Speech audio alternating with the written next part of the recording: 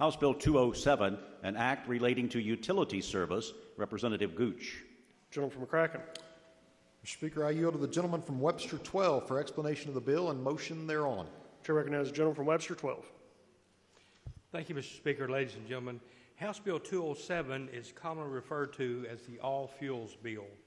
You know, the reality is that in this current climate, it's going to take an all of the above strategy, meaning that it's going to take all of the above fuels to meet our energy needs in this nation and provide the lowest cost and yet electricity and the most dependable, reliable service out there. You know, but for many years, Kentucky wasn't an all-fuels state. As a matter of fact, when I first came here, 93 to 95% of our electricity was generated from coal. And I think part of the reason because of that was that it was abundant for us. We didn't allow nuclear. We didn't allow so many other things. And it worked pretty well for us for a long time. We had some of the probably the second or third lowest electricity rates in the nation for many, many years. We were probably the most energy-intensive state in the nation. Now, let me tell you how you measure energy intensity. What that means is that it's the percentage of your electricity that goes to large industrial consumers. Now, for the most of the nation, about 20 to 27% of their energy or electricity goes to large industrial customers. But in Kentucky, that number was 49, almost 50%. So what that really meant was that we were using our cheap, low-cost electricity to recruit industry and create jobs. And this actually helped the standard of living for Kentuckians all across. It helped our senior citizens who probably a lot of them are on fixed incomes. We kept low-cost utilities, electricity for them, but we were also able to supply jobs for the people that needed them. So that worked very, very well for a long time. But I think we started to realize now that there are a lot of things that have changed. You know, states are not allowed to do as much anymore. There's more federal regulation coming from Washington. And so we realized that we really do need to have had a better energy mix. And so this is an attempt to start doing that. And one of the things that we got to understand is that low cost and reliable energy from all types of fuel sources is a key driver in our economy and for our way of life. Energy policies should be regulated at the state. And what we started to see is that some local governments out there have started to limit some of this. Instead of having all of the above, they've actually started trying to limit some things that could be done in their cities. And what we're seeing is that whenever you have intervention at a local level, even though those policies may affect the people and their rates locally, they can affect the overall reliability of the grid and other consumers in other parts of the state, as well as the utilities that are charged with supplying that low-cost, dependable electricity. And so what this bill does is it just kind of tries to prevent that. We realize that preserving a unified statewide policy that will allow Kentuckians to adapt in the most efficient, least cost way by changing federal policies. And so we're trying to maintain in some way our primacy here in the regulations and stuff that we can do in the state of Kentucky. And so a lot of other states are doing the same thing. They're the energy producing states out there. And so that's kind of what we're trying to do with this bill. We did run into some opposition early on, but at this time, Mr. Speaker, I would like to yield to the gentleman from Monroe who has a friendly floor amendment. Edmondson, I'm sorry. Gentleman from Edmondson. Chair recognizes the gentleman from Edmondson. Thank you, Mr. Speaker. Ladies and gentlemen of the House, I'd ask the clerk to please report House Floor Amendment 1. Clerk, please report. House Floor Amendment 1 to House Bill 207. Gentleman from Edmondson.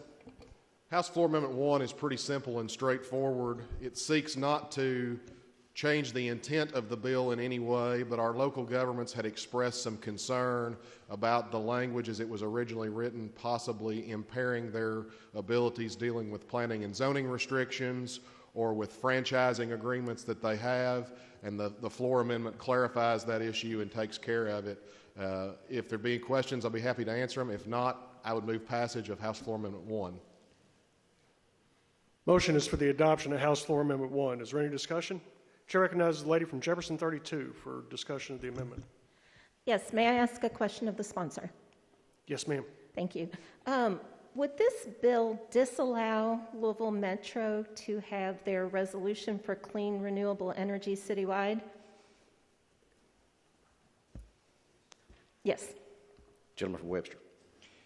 I think that we're not trying to attempt to say to someone that you can't have a policy that says you want to go to clean renewable energy or any other types, but what it does is it just says that you can't limit certain types of fuel.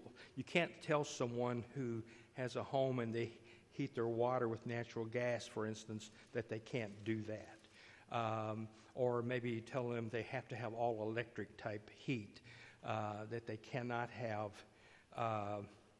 maybe natural gas heat or whatever. So, you know, we're not going to allow that, because even if someone is all electric and that other utility still may come from natural gas, or it still may come from coal, or it still may come from nuclear. So they're, you know, if they can't really limit the type of electricity that someone buys, then they should not be able to limit type of fuel. And for many homes out there, these appliances are really, really expensive.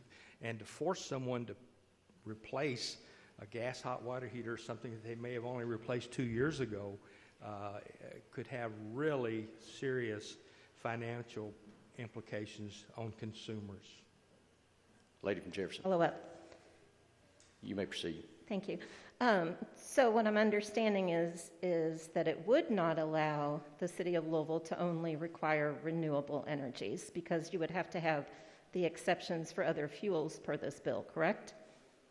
Gentleman from Webster.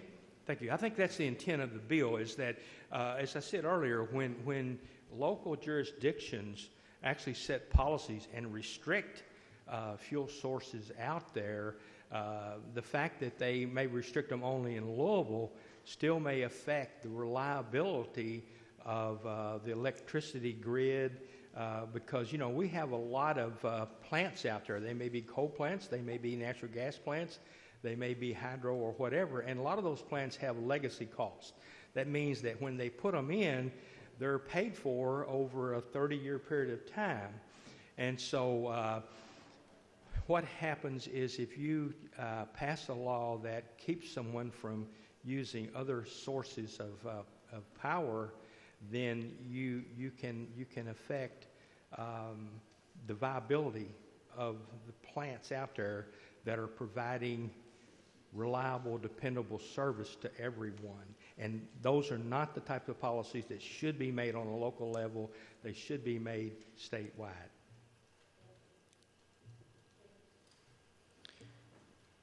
Gentleman from Edison, just to be correct, you have moved the amendment. Is that? A motion for the amendment, correct, Mr. Speaker. Question for the body is on adoption of House Floor Amendment 1. Is there any further debate or discussion? Seeing none, all those in favor, please signify by saying aye. Aye. All opposed, nay. Motion carries. House Floor Amendment 1 is adopted. Gentleman from Webster.